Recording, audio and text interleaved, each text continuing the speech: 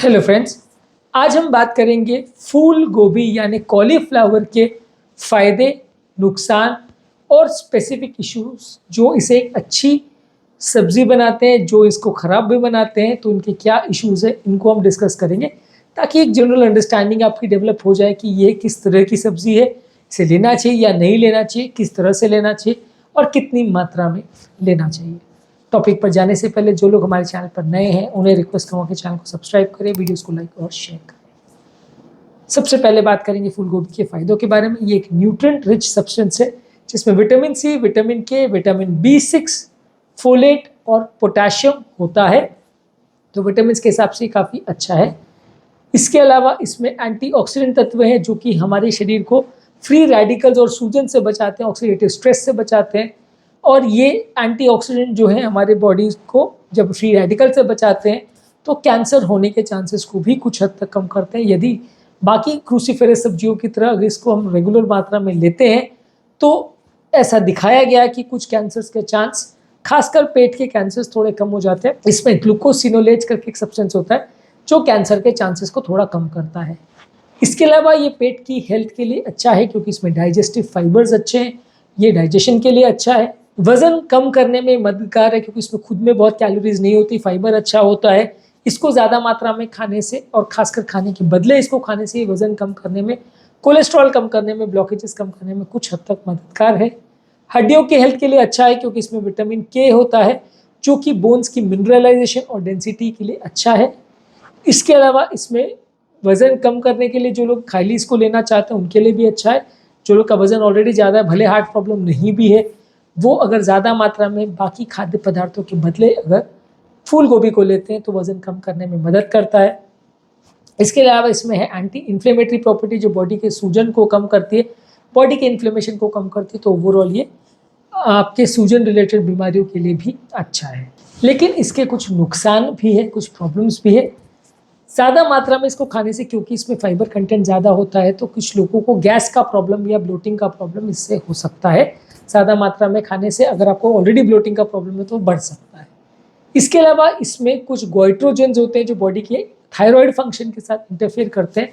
तो अगर किसी को ऑलरेडी थायराइड का प्रॉब्लम है तो उसको लेना अवॉइड करना चाहिए क्योंकि ये ज़्यादा मात्रा में लिया जाए, एक्सेसिव मात्रा में अगर लिया जाए तो थायराइड हार्मोन के बनने में प्रॉब्लम कर सकता है। कुछ लोगों को इससे एलर्जी भी हो सकती है, ज़्यादा मात्रा में अगर इसको लेते हैं तो कुछ लोगों को इससे एलर्जी का प्रॉब्लम भी हो सकता है क्योंकि इसमें विटामिन के होता है। तो जो लोग ऑलरेडी अगर खून पतला करने की दवाई ले रहे हैं, एंटीकोएगुलेंट ग्रुप की दवाई, जो pulmonary embolism, deep Venus thrombosis, heart के वाल्व्स वाले पेशेंट्स में, हार्ट के अंदर क्लॉट वाले पेशेंट में यूज़ किया जाता है। ये दवा लेने वाले लोगों में ये नुकसानदायक हो सकता है क्योंकि ये विटामिन के को बढ़ा सकता है। नॉर्मली ऐसे लोग को बोला जाता है कि हरी साग सब्जी ना लें, लेकिन फूल गोभी के अंदर भी विटामिन के होता है तो ये थोड़ा सा ज़्यादा मात्रा में लेने से नुकसानदायक हो सकता है ऐसे लोगों के लिए। और इनका विटामिन के लेवल बढ़ सकता है जो कि उनका खून को गाढ़ा कर सकता है। विटामिन के नॉर्मली क्लॉटिंग टेंडेंसी को बढ़ाता है, ज़्यादा मात्रा में लेने से खून को गाढ़ा कर सकता है और इससे उनको प्रॉब्लम्स हो सकती है। लेकिन जो लोग को हार्ट अटैक का प्रॉब्लम है, जो लोग को एंटीप्लेटलेट दवा पर रखा गया, उनके लिए ये दिक्कत नहीं करता है क्योंकि हार्ट अटैक वाले पेशेंट्स में या जिनको एंटीप्लेटलेट दवा चल रही है उसमें खून को गाढ़ा करना या पतले करने का अलग सिस्टम चलता है, जबकि विटामिन के डिपेंडेंट सिस्टम वो बिल्कुल अलग सिस्टम है। तो इसलिए वो लोगों को उल्टा ये ज़्यादा लेना चाहिए, यानी हार्ट अटैक और लकवे के पेशेंट को ज़्यादा लेना चाहिए। हार्ट के अंदर क्लॉट वाले पेशेंट, वाल्व वाले पेशेंट, एम्बोलिज्म वाले पेशेंट्स को नहीं लेना चाहिए। तो ये दोनों अलग अलग तरह का सिस्टम है जिसको ऑलरेडी हमने विटामिन के वाले सिस्टम या वीडियोज़ में डिस्कस किया है। अब हम बात करेंगे फूल गोभी को खाने के या यूज़ करने के अलग अलग तरीके क्या हो सकते हैं। फूल गोभी को डायरेक्टली आप सब्जी की तरह तो यूज़ करते हैं, अलग अलग तरह की सब्जियां इससे बना सकते हैं। पराठों वगैरह में भी इसको लोग यूज़ करते हैं, इस तरह के गोभी के पराठे और ये सारी चीज़ों में भी इसको यूज़ किया जाता है। इसका चावल भी बनाया जा सकता है। इसको कई बार श्रेड करके या कट करके छोटे छोटे राइस जैसे पार्टिकल्स में बनाया जाता है। उसको राइस के बदले भी काफ़ी जगह लोग यूज़ करते हैं। तो अगर आप चावल के बदले यूज़ कर रहे हैं तो ये काफ़ी अच्छा ऑल्टरनेटिव है क्योंकि थोड़ा सा इसका टेस्ट बहुत सिमिलर रहता है। अगर आप राइस के बदले इसको यूज़ करते हैं तो कई जगह पे ये टेस्ट उतना डिफरेंट नहीं होगा, लेकिन ये कंपैरेटिवली राइस के कंपैरिजन में शुगर बहुत कम करेगा, वज़न नहीं बढ़ने देगा, तो काफ़ी ज़्यादा फायदेमंद है। इसके अलावा कई जगह पे नॉन वेजिटेरियन डाइट्स के बदले भी इसको यूज़ किया जाता है। जैसे जो स्टिक्स बनाते हैं वो उसको कॉलीफ्लावर स्टिक बोलते हैं। कॉलीफ्लावर स्टिक का मतलब है फूल गोभी से बना हुआ स्टिक। स्टिक बेसिकली वैसे तो नॉन वेजिटेरियन फूड आइटम है जिसको ग्रिल करके या रोस्ट करके खाया जाता है, लेकिन इसको फूल गोभी से अगर बनाया जाए तो और साथ में वो मसाले और फ्लेवर्स डाला जाए तो ये कंपेरेटिवली काफ़ी हेल्दी ऑप्शन बन जाता है, जिसमें नॉनवेज जैसा फूड जैसा टेस्ट और फ्लेवर्स भी आ सकते हैं, लेकिन वजन बिल्कुल नहीं बढ़ाएगा, कोलेस्ट्रॉल बिल्कुल नहीं बढ़ाएगा।